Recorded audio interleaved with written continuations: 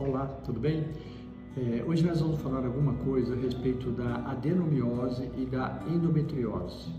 Todos nós sabemos que a mulher tem um ciclo hormonal de 28 dias. Então, nesse final de ciclo, a descamação do endométrio faz com que ela menstrue.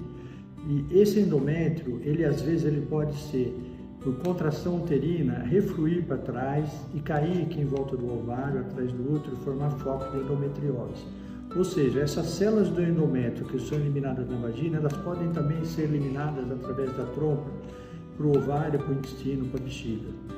Essas mesmas células que são eliminadas pela menstruação, durante o fluxo menstrual, elas podem também invadir o miométrio, que é a musculatura do útero, e formar uma doença chamada adenomiose, que nada mais é que a endometriose interna do útero.